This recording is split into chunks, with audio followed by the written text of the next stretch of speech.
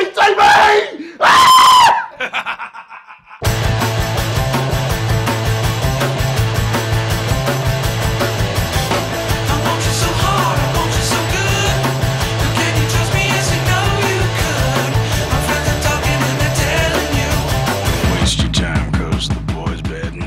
Here we are backstage at the Palace. Jesse Hughes and his resplendent moustache have just finished sound checking. He is the Casanova of rock and roller, the frontman extraordinaire for the terminally sexy Pigeons of shit metal.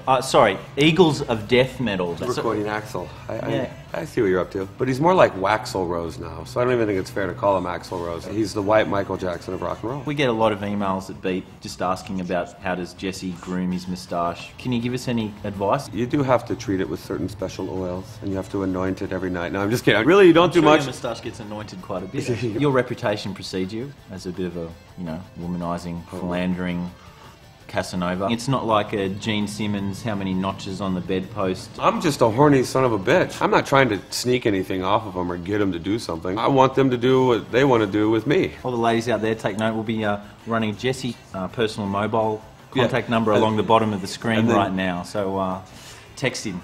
How's this for a shameless plug? We've got the Australian tour version. There's a cover here of Addicted to Love. Now that song is almost written perfectly for you guys. And it's a family affair. It's my son, 7-year-old son, playing drums. Yeah, right. I swear to God. Okay. All right. So do you have?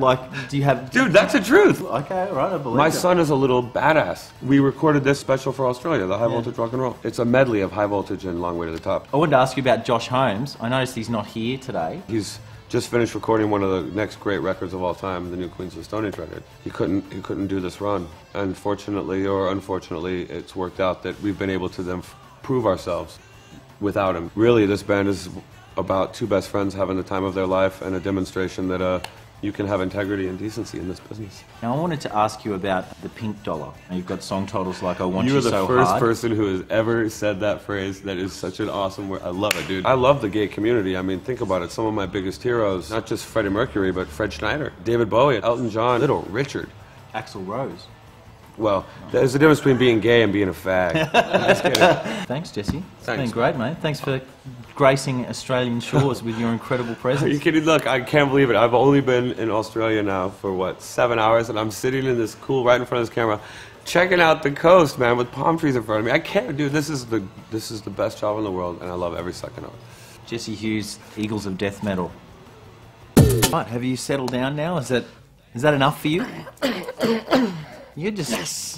Oh, yes. Beatty, yes.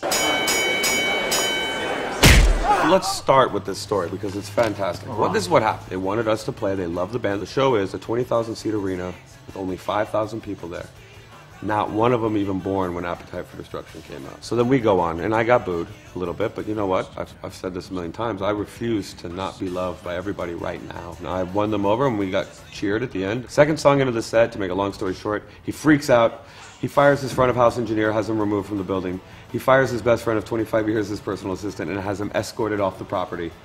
Then he says, what did you guys think of the Pigeons of Shit Metal? Well, you better feel sorry for them little fellers because it's their last night on the tour. And then Tommy Stenson, the bass player, takes his bass off and throws it down and goes, fuck this. And then Axl, screaming at him, picks up his bass and throws it at him. It wasn't even directed at us. We were a domino in his tirade. And by 4 in the morning, we were being asked back on the tour. And I was like, no way, old man. I'm going to reveal a secret because I'm bitter. He's totally bald on the top. And he has implants, and to hide the cornrow effect of the implants, he merely had his hair weaved into cornrows.